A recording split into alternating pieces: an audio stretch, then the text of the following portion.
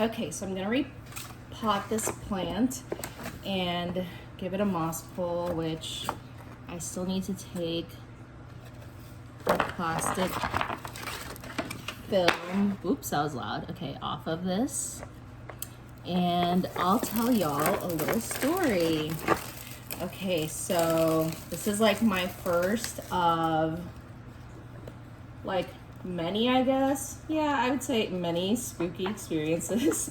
You don't have to believe it. You probably won't. But, okay, so one time when my sister and I were kids, we were playing in the living room, and I heard my mom say, "I'm home," from the garage.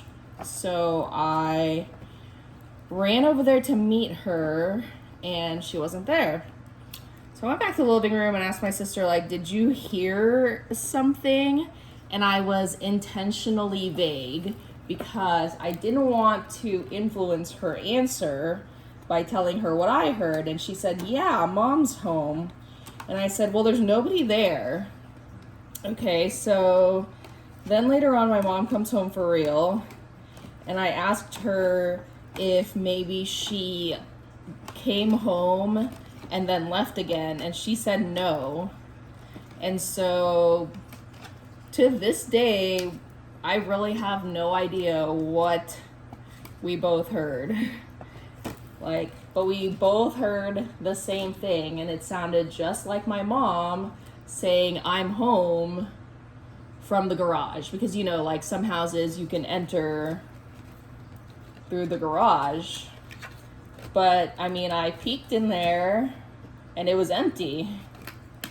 So that was weird. What do y'all think? I don't know if I should tell all my all my ghost stories today.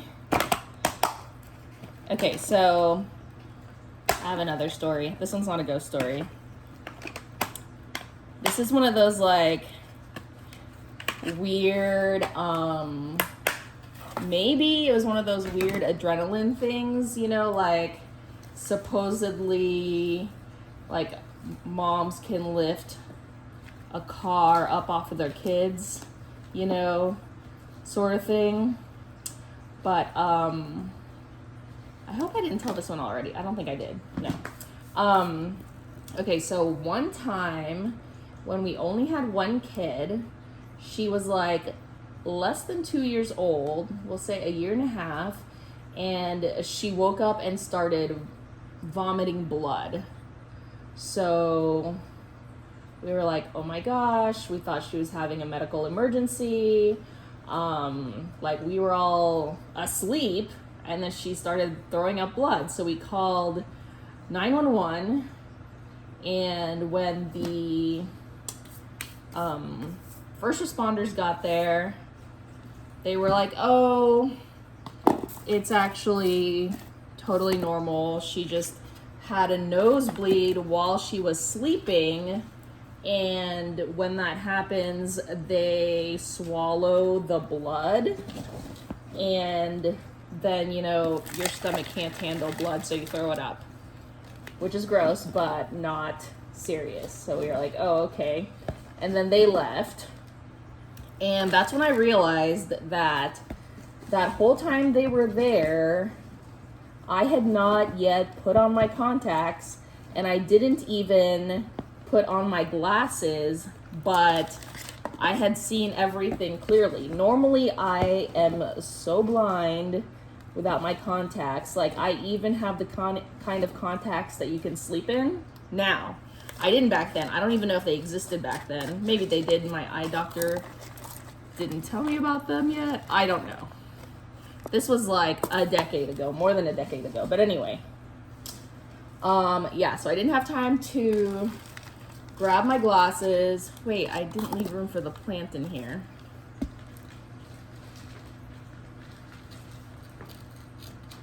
Yeah, I didn't have time to grab my glasses. I didn't put on my contacts yet.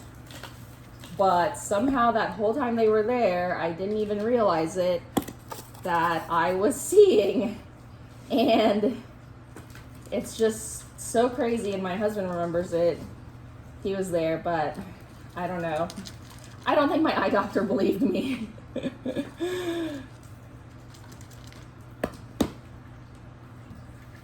He was just like, maybe you forgot that you put your glasses on, or that you fell asleep with your contacts on. But I didn't, because after they left and things calmed down, I realized that I needed my contacts or glasses.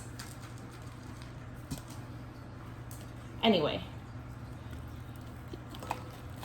you can believe whatever you want, of course.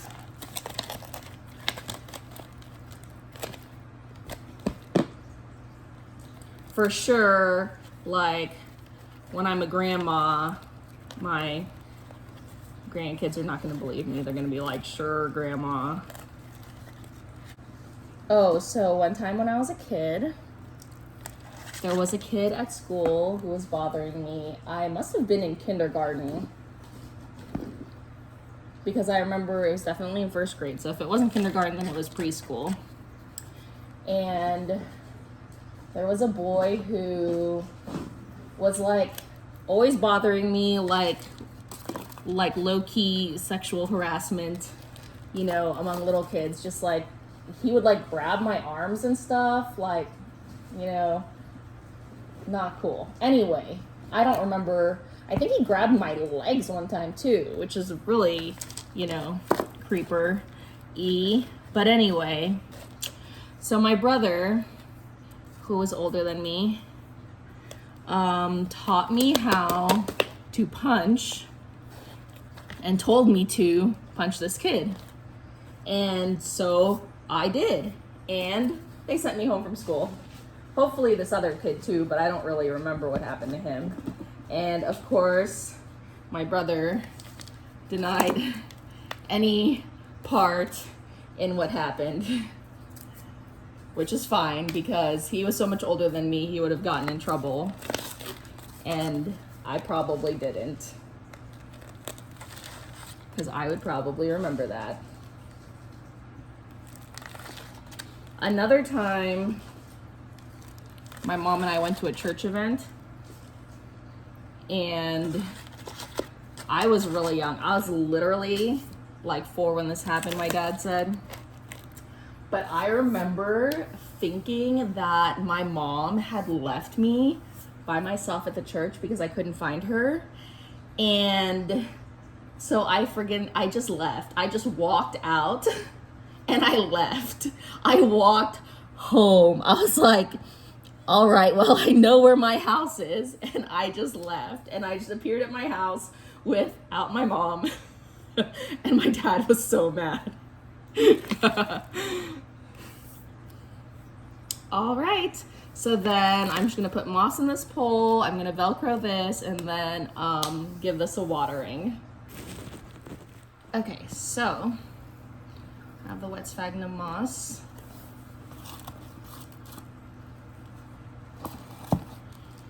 I actually got this silver sword from a local seller / collector who has a lot of really cool plants at their house, and they're super nice, and the prices are good, I think. And I went there for one plant, and I ended up getting so many more. And I can't wait to go back and visit. Daisy texted me this morning and was like, why have you been so quiet lately? And I was like, oh my gosh, because it was 11 o'clock and I had not texted her yet, which is so unlike me. But I was actually walking on the treadmill and watching The Princess Diaries with Verity, which was really fun. Now she's watching The Princess Diaries too. It's just way too hot to do things outside.